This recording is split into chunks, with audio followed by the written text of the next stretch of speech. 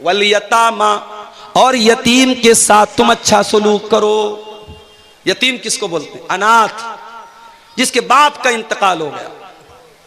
दुनिया में इंसान बाप की कदर नहीं करता, लेकिन जब बाप मरता है तब इंसान को महसूस होता है कितनी बड़ी दीवार होता है बाप।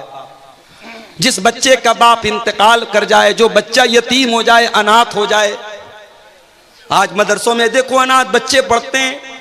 जिन बच्चों के बाप जिंदा हैं वो घर से फोन करते हैं, बच्चों की हाल चाल लेते हैं, बच्चों को पैसा भेजते हैं, कभी कभार मिलने के लिए आते हैं, बच्चों को टॉफी देते हैं, सामान दे देते हैं। सोचो उन्हीं बच्चों में जो बच्चा अनाथ है, जो बच्चा यतीम है, वो बेचारा अपने आप को कितना बेबस महसूस करता है। सारे लोगों को प्यार करने के लिए उनका बाप मौजूद है, मेरा कोई बाप नहीं है, मेरे बाप दुनिया में नहीं है। इसलिए अल्लाह ताला यतीम के साथ, अनाथ के साथ अच्छा सलूक करने का हुक्म देता है। फरमाया वल यतामा, और अपने यतीमों के साथ तुम अच्छा सलूक करो।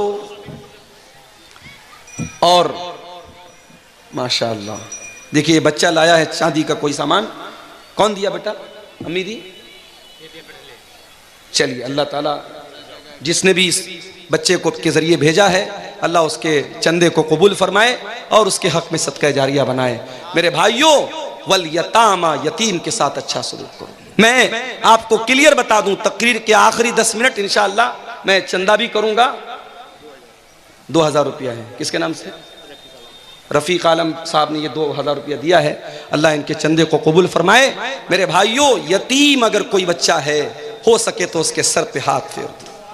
ये दिल का जो दिल की कठोरता है, दिल की नरमी, दिल की सख्ती को अगर नरमी में चेंज करना है तो यतीम के साथ अच्छा सलूक करो।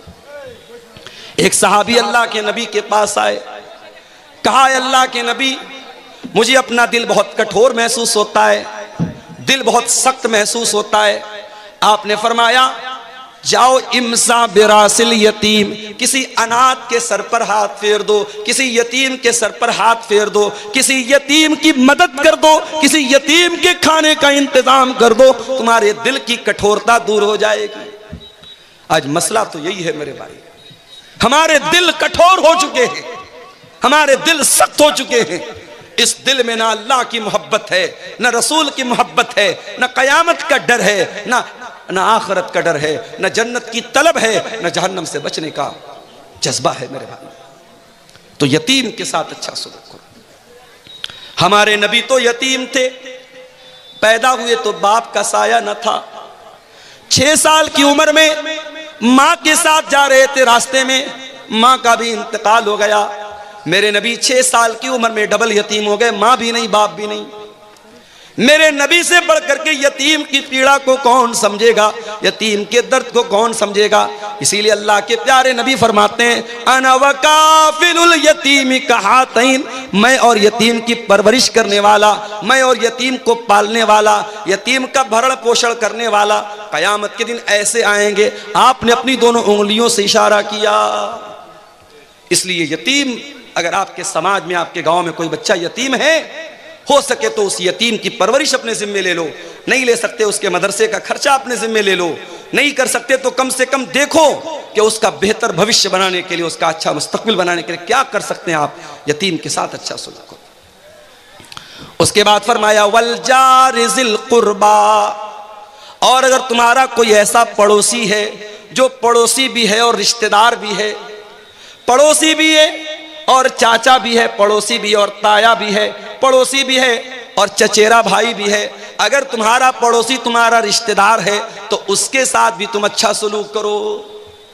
और कुछ उलमा का कहना है कि वल जारि ज़िल कुर्बा का मतलब पड़ोसी हो और मुसलमान हो। इस्लाम तो वो धर्म है मेरे भाइयों, इस्लाम तो वो मजहब है, अगर आपका पड़ोसी मुसलमान नहीं है, नॉन मुस्लिम है, हिंदू है, सिख है, ईसाई है, किसी भी मजहब का मानने वाला है, आपका पड़ोसी किसी भी संप्रदाय से, किसी भी वर्ग से, किसी भी जाति से, किसी भी धर्म से ताल्लुक रखता है, इस्लाम ये कहता है अपने पड़ोसी को तकलीफ न पहुंचाना, अपने पड़ोसी के साथ अच्छा सलूक करना।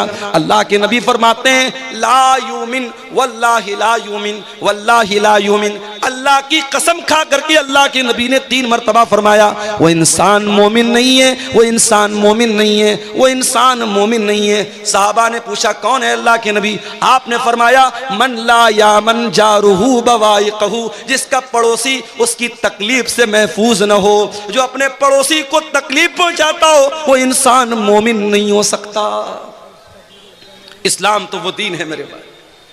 आपके घर में गोश्त बन रहा है, आपके घर में सब्जी बन रही है, आपके घर में दाल बन रही है, आपके पड़ोसी के बच्चे भूखे हैं, अल्लाह के प्यारे नबी फरमाते हैं इज़ा तबख्त मरकतन फअक्सिर माअहा, जब तुम झोल बनाओ, जब तुम सालन बनाओ, जब तुम शोरबा बनाओ तो उसमें पानी थोड़ा सा बेशी कर दो, पानी थोड़ा सा बढ़ा दो, ताकि तुम्हारे पड़ोसी के भूखे बच्चे भी उसमें से खा लें। ये इस्लाम की शिक्षा है, ये इस्लाम की तालीम है। अपने पड़ोसी के साथ अच्छा सलूक करो। मेरे प्यारे साथियों, समय बहुत कम है, आप आइए, आते रहिए अगर आप मोहब्बत करते हैं, और मैं जानता हूं कि आप मोहब्बत करते हैं। इतने बड़े बड़े प्रोग्राम आप कराते हैं और यूपी से आप मुझे बुलाते हैं, तो यकीनन आपके दिल में कहीं ना कहीं मोहब्बत है। आप आगे बढ़िए और अल्लाह ने जितना नवाजा है दिल खोल करके आइए। ये माल, ये दौलत दुनिया में रह जाएगा, लेकिन इस मदरसे में और कुरान पढ़ने वाले इन बच्चों को आप जो दान देके जाएंगे, इंशाअल्लाह वो आपको काम देगा, आखिरत में काम देगा, और हमारी दुआएं आपके साथ रहेंगी। आप आते रहिए और मुसाफा करते हुए यहाँ मदरसे को दान देते जाइए। मेरे प्यारे साथियों, मैं कुरान की सूरह निसा की आयत नंबर 36 पढ़ रहा हूँ, और इस आयत में 10 बातें अल्लाह ताला ने बयान की है, और इन 10 बातों को आपके सामने रख रहा हूँ। अल्लाह की इबादत करो, अल्लाह के साथ किसी को शरीक मत करो, माता पिता के साथ अच्छा सलूक करो, और रिश्तेदारों के साथ अच्छा सलूक करो, और यतीमों के साथ अच्छा सलूक करो।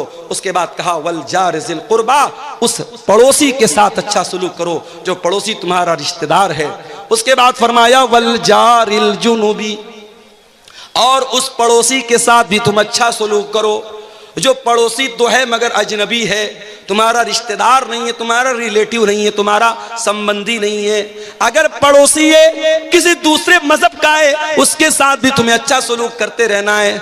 उसके बाद फरमाया वस्साहिबी बिल जंबी, और अपनी यात्रा में, अपने सफर में, तुम बस में जा रहे हो, तुम ट्रेन में जा रहे हो, तुम कार में जा रहे हो, तुम्हारे साथ जो सह यात्री है, जो तुम्हारे साथ को पैसेंजर है, जो तुम्हारे साथ सफर कर रहा है, उसके साथ भी तुमको अच्छा सलूक करना है। यहाँ ट्रेन पर हम देखते हैं साहब, ट्रेन के डब्बे के बीचों बीच जाए नमाज बिछा करके नमाज पढ़ने लगते। गलत है ये, इस्लाम की शिक्षा नहीं है ये।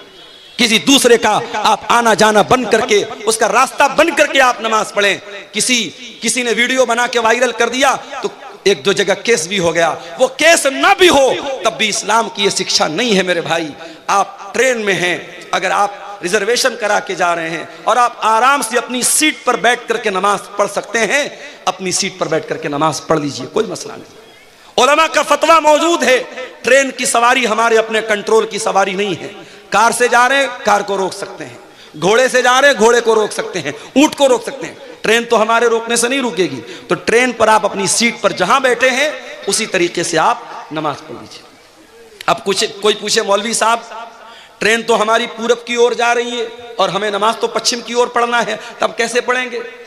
अगर पॉसिबल है, अगर ट्रेन पर अपनी सीट पर बैठे बैठे आप पश्चिम की तरफ, किबला की तरफ मुंह करके नमाज पढ़ सकते हैं तो कोशिश करके पढ़ लीजिए। और अगर पॉसिबल नहीं है, ऐनमा तुवल्लू फसम्म वजहुल्लाह, ट्रेन में मजबूरी की हालत है, आपको जिधर सहूलत हो उधर मुंह करके नमाज पढ़ लीजिए। और अगर ट्रेन की सीट पर बैठे बैठे नमाज पढ़ना पॉसिबल नहीं है और रास्ते में कोई स्टेशन आता है जहां 15 मिनट 20 मिनट गाड़ी रुकती है और स्टेशन पर किसी कोने में आपको जगह मिलती है, वहां पढ़ लीजिए। और अगर यह भी पॉसिबल नहीं है तो फिर आप अपनी जर्नी को खत्म करने के बाद, अपनी यात्रा को खत्म करने के बाद, जब आपका लास्ट स्टॉपेज आए, जब आप अपनी मंजिल पर पहुंचे, तो ट्रेन में जितनी नमाज छूटी है पढ़ लें। हालात आप देश के देख रहे हैं मेरे प्यारे साथियों। इस्लाम ये तालीम नहीं देता है आपकी नमाज से किसी को तकलीफ पहुंचे, आपकी जात से किसी को तकलीफ पहुंचे। फरमाया वस्साहिबि बिल जंबी, अपने सफर के साथी के साथ भी अच्छा सलूक करो। वब्नि सबील, और जो मुसाफिर है अपने घर में वो बहुत पैसे वाला है, लेकिन आपके यहां वो सफर में आया था, उसका किसी ने पॉकेट मार दिया, उसका पर्स चोरी हो गया, उसका बैग चोरी हो गया, या कोई आपके घर में मेहमान बन के आया है, फरमाया वबनी सबील, अपने मेहमान के साथ भी तुम्हें अच्छा सलूक करना है, मेहमान को अच्छा खिलाना है, मेहमान को अच्छी इज्जत देना है। इस्लाम की एक तालीम ये भी है मेरे भाई। हजरत इब्राहीम अलैहिस्सलाम के घर में मेहमान आए। कौन आए? फरिश्ते आए। इब्राहीम अलैहिस्सलाम पहचान नहीं पाए क्योंकि वो इंसान की शक्ल में आए थे, बड़े खूबसूरत खूबसूरत शक्ल में आए थे। हजरत इब्राहीम अलैहिस्सलाम जल्दी से गए और बछड़े का गोश्त बना करके लाए, बछड़े को भून करके लाए और उनके सामने पेश किया। इसका मतलब ये हुआ मेहमान आए तो उसकी पसंद का खाना उसको खिलाना चाहिए, मेहमान को सम्मान देना, मेहमान की इज्जत करना, ये भी इस्लाम सिखाता है। फरमाया वह बनी सबील, अपने मुसाफिर के साथ और मेहमान के साथ भी तुम अच्छा सलूक करो। उसके बाद फरमाया वह मा मलकत ईमानुकुम, जो लोग तुम्हारे अंडर में काम कर रहे हैं, जो तुम्हारे गुलाम हैं, तुम्हारे नौकर हैं, तुम्हारे कर्मचारी हैं, तुम किसी कंपनी के मालिक हो, बॉस हो, तुम्हारे अंडर में काम करने वाले लोग हैं, या तुम कोई कारखाना चला रहे हो, तुम्हारे घर में काम करने वाले लोग हैं, अपने नौकर चाकर के साथ, अपने गुलामों के साथ भी तुम अच्छा सलूक करते रहना। ये 9 चीजें हो गई मेरे भाई। उसके बाद 10वीं चीज क्या है? इन्नल्लाह ला युहिब्बु मन काना मुख्तालन फखूरा, अल्लाह ताला उन लोगों को पसंद नहीं करता है जो घमंडी हैं, जो तकब्बुर करने वाले हैं, जिनके अंदर अहंकार है, जिनके अंदर गुरूर है। अल्लाह गुरूर करने वाले को कभी पसंद नहीं करता। न दौलत का गुरूर चलेगा, न कुर्सी का गुरूर चलेगा, न खूबसूरती का गुरूर चलेगा। बहुत बड़ी दौलत वाला था कारून, अपने खजानों के साथ जमीन में धसा दिया गया। बहुत बड़ा बादशाह था फिरौन, उसकी सारी बादशाहत खत्म हो गई और पानी में अल्लाह ताला ने डुबा डुबा करके मार दिया। बड़ी ताकत वाली कौम थी कौम आद, बड़ी ताकत वाली थी कौम समूद, अल्लाह ताला ने हवा की तरह उड़ा दिया। इन्नल्लाह ला युहिब्बु मन काना मुख्तालन फखूरा, अल्लाह ताला अहंकारी लोगों को